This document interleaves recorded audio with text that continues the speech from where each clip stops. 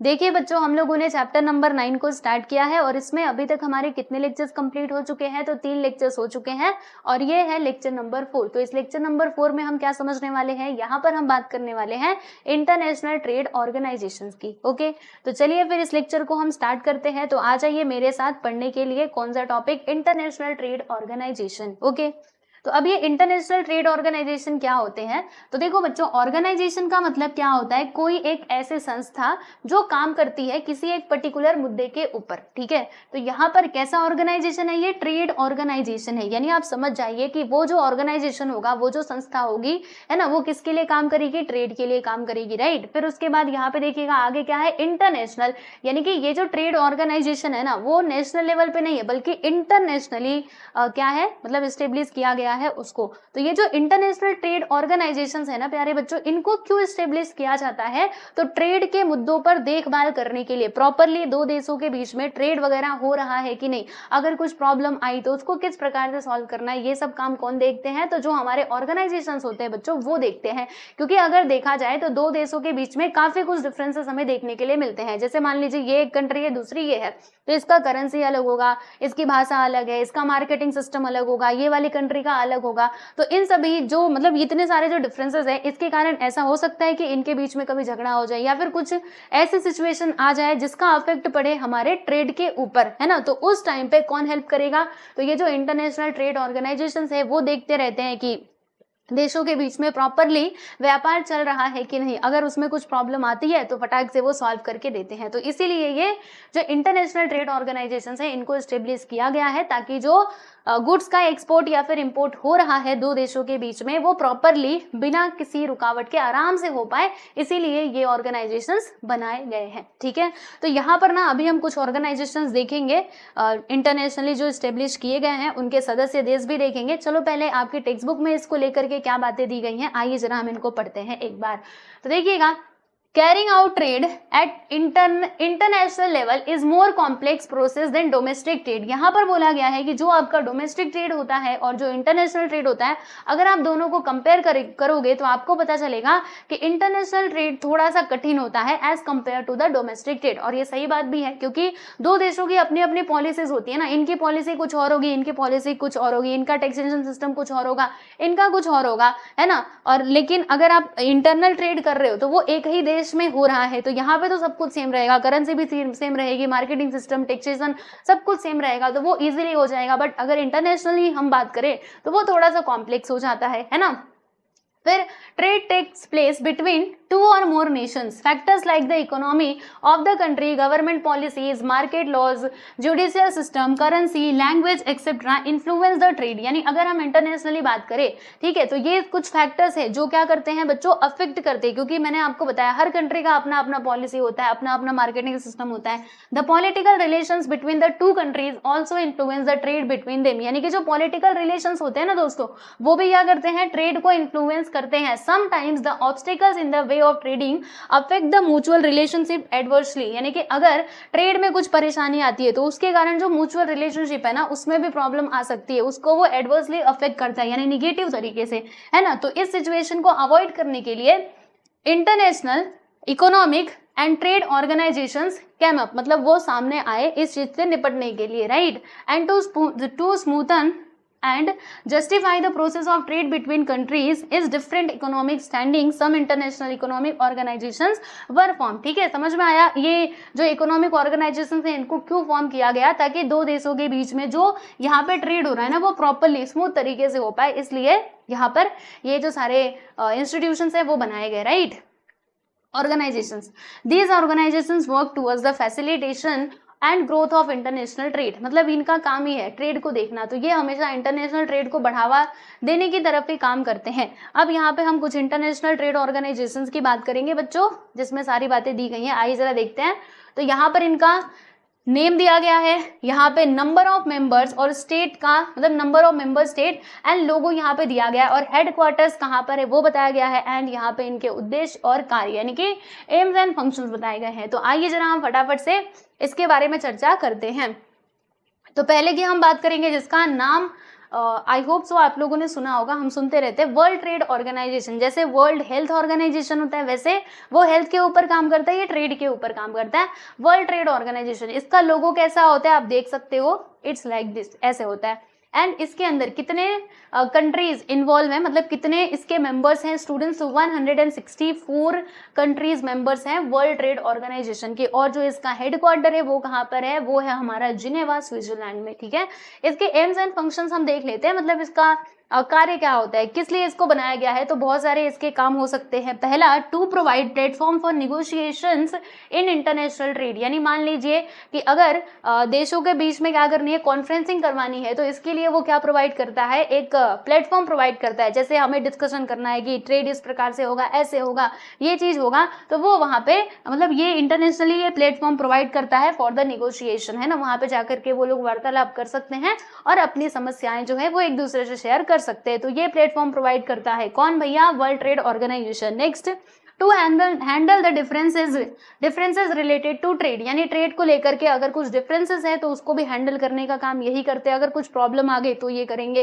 And monitor the trade policies of member states, यानी जो भी कंट्रीज यहाँ पे मेंबर है, देखो यहाँ पे बार बार स्टेट बोला जा रहा है। अब स्टेट का मतलब आप मत समझना कि यहाँ पे स्टेट यानी कि जो हमारे राज्य होते हैं उसकी बात की जा रही है, नहीं, स्टेट मतलब यहाँ पे देश की बात की जा रही है। ठीक है, तो जो भी ट्रेड पॉलिसीज होती हैं, ओके, ट्रेड पॉलिसीज क्या है, custom duty, import duty, export duty कितना लगाया है, ये सब कुछ देखने का काम कौन करता है, वर्ल्ड ट्रेड ऑर्गेनाइजेशन। अगर कुछ स्टेट गलत प्रकार से ज्यादा टैक्सेशन लगा रहा है तो उसके ऊपर वो मतलब आवाज उठाएंगे ना। फिर providing technological assistance and training to developing countries, यानी जो कंट्रीज अभी डेवलपिंग हैं, जो पूरी तरीके से डेवलप नहीं हुई हैं, उनको टेक्नोलॉजिकल असिस्टेंस और ट्रेनिंग प्रोवाइड करने का काम भी ये करते हैं। कौन भाई, वर्ल्ड ट्रेड ऑर्गेनाइजेशन। ठीक है, नेक्स्ट है यहाँ पे यूरोपियन यूनियन। इसमें टोटल देश कितने हैं भाई, 28 कंट्रीज यहाँ पर इसके मेंबर हैं। और इस प्रकार से इसका होता है हमारा लोगो। ठीक है, और इसका हेडक्वार्टर कहाँ पर है, तो वो है ब्रुसेल्स, बेल्जियम में।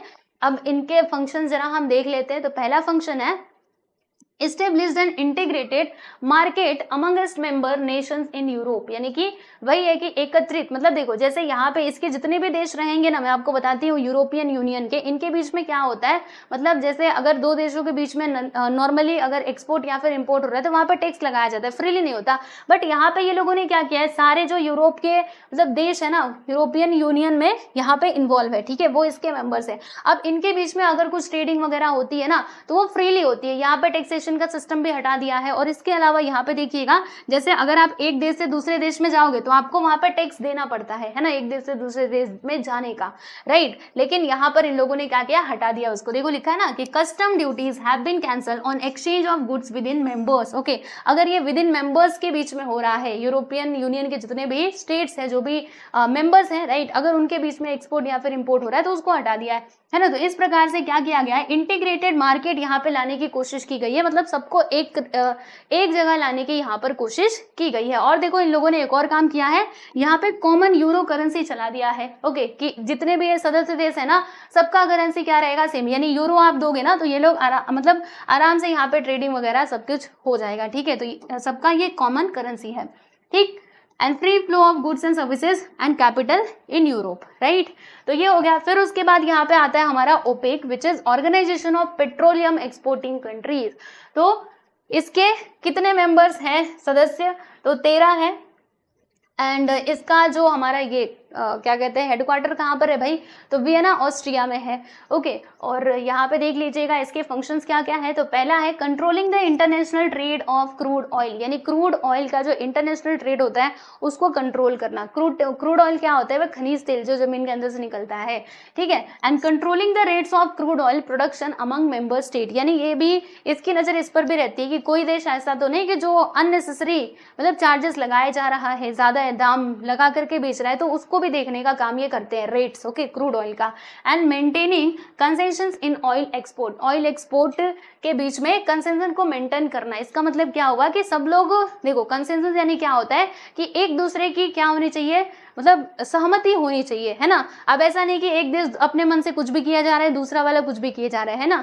तो इसका काम क्या होता है कि सबको एक साथ लेकर के चलना, सबकी सहमति उसमें होनी चाहिए। जैसे इन लोगों ने अगर डिसाइड किया कि हमारा जो क्रूड ऑयल है इसका प्राइस ये रहेगा, इसका रेट ये रहेगा, तो सभी की उसमें सहमति होनी चाहिए, राइट। तो वो हो गया maintaining concessions in oil export. फिर उसके बाद यहाँ पे आ जाता है हमारा सार्क, ठीक है। सार्क के कितने देश मेंबर्स हैं भाई? 8 हैं, ठीक। इसका फुल फॉर्म क्या होता है? South Asian association of regional cooperation. इसका जो हेडक्वार्टर है वो कहाँ पर है? काठमांडू नेपाल में है। इसके फंक्शंस हम देख लेते हैं। पहला, finding satisfactory solution to the common problems faced by countries in South Asia. मतलब साउथ एशिया के जो भी कंट्रीज हैं, अगर यहाँ पे कोई कॉमन प्रॉब्लम्स आती है तो उसका सॉल्यूशन निकालने का काम ये सार्क करता है। And increasing social welfare, raising the living standard, मतलब लोगों की ज़्यादा से ज़्यादा भलाई करना, जो स्टैंडर्ड ऑफ लिविंग है लोगों का वो बढ़ाना, इनके बीच में सांस्कृतिक कोऑपरेशन कैसे बढ़े, ठीक है, उसके ऊपर ये काम करते हैं। And to remove unrest in South Asia. South Asia में अगर कुछ भी मान लीजिए गड़बड़ी चल रही है, शांति नहीं है, तो शांति लाने का काम ये करते हैं। अनरेस्ट मतलब क्या? अशांति है, तो उसको हटाने का काम करते हैं, ठीक है। फिर उसके बाद यहाँ पे आ जाता है आसियान, ठीक है, एशियन या फिर ASEAN, association of south east Asian Nations. और इसके कितने सदस्य देश हैं भाई? 10 हैं। आप देख सकते हो इसका लोगो कुछ ऐसा होता है और इसका हेडक्वार्टर कहाँ पर है? इंडोनेशिया, जकार्ता में है। इसका काम expanding social and cultural harmony along with economic growth in South Asia, यानी इनके बीच में क्या बना रहे? Cooperation, social and cultural harmony बनी रहे, इसका ये काम करते हैं। प्रोमोटिंग रीजनल पीस, ओके, मतलब जो रीजनल शांति है भाई वो शांति मेंटेन करने का काम करते हैं। Promoting tax weavers for trade growth in members states, यानी कि जो टैक्सेशन सिस्टम है, राइट, तो उसको भी वो ठीक करने का काम करते हैं, यानी कि कंसेशन वगैरह यहाँ पे प्रोवाइड करते हैं। तो ये बात इसमें हो जाती है। ओके, समझ में आया आप सभी लोगों को? ठीक है, चलिए अब उसके बाद हम किसकी बात करेंगे? तो यहाँ पे हम बात करते हैं एशिया पैसिफिक इकोनॉमिक कोऑपरेशन, यानी कि एपेक। ओके, इसको एपेक हम बोल सकते हैं। तो इसके कितने मेंबर्स हैं भाई? 21 मेंबर्स हैं। और यहाँ पे आप देख सकते हो इसका जो हेडक्वार्टर है वो कहाँ पर है? सिंगापुर में है। और इसके काम क्या होते हैं? Free trade and economic cooperation in Asia Pacific Ocean region, मतलब जो एशिया पैसिफिक ओशियन वाले रीजन है ना, उनके बीच में क्या होगा? इकोनॉमिक कोऑपरेशन बना रहे हैं, free trade and promoting regional and technical cooperation among members, यानी जो मेंबर्स होते हैं, है ना, तो उनको टेक्निकल असिस्टेंस प्रोवाइड करना, राइट। तो ये इनका काम होता है। फिर उसके बाद हम ब्रिक्स की बात कर लेते हैं। तो ब्रिक्स में कितने मेंबर्स है? टोटल 5 मेंबर्स है। कौन कौन से देश आते हैं? तो Russia, India, China and South Africa. 1 2 3 4 5 हो गए ना? BRICS, Russia, India, China and South Africa. Okay, इसका जो हेडक्वार्टर है वो कहाँ पर है भाई? चीन, शंघाई में है। और इसका काम देख लीजिए, फटाक से देख लेते हैं। Make funds available for growth of economies of members. दूसरा, enhancing mutual economic cooperation and strengthening economic security. तो ये होता है इनका काम। तो यहाँ पे हमने इंटरनेशनल ट्रेड ऑर्गेनाइजेशन के बारे में जाना, कुछ यहाँ पर दी गई है और भी होंगे, है ना, तो पूरा यहाँ पे नहीं दिया, जितना दिया मैंने आपको बता दिया। ठीक है दोस्तों, समझ आया? चलो, तो यहाँ पे हमने इंटरनेशनल ट्रेड ऑर्गेनाइजेशन पढ़ लिया। ये क्यों इंपॉर्टेंट होते हैं ये भी हमने देख लिया। अगर आपसे पूछे कि इंटरनेशनल ट्रेड ऑर्गेनाइजेशन को क्यों बनाया या क्यों इसकी जरूरत पड़ी, तो आप बता सकते हो ना, मैंने पहले ही आपको एक्सप्लेन कर दिया था। और अगर आपसे ये मेंबर पूछा जाए तो वो भी बता सकते हो कि वर्ल्ड ट्रेड ऑर्गेनाइजेशन में 164 मेंबर्स हैं, यूरोपियन यूनियन में 28 है ऑर्गेनाइजेशन, ये ओपेक में कितने हैं भाई? 13 है।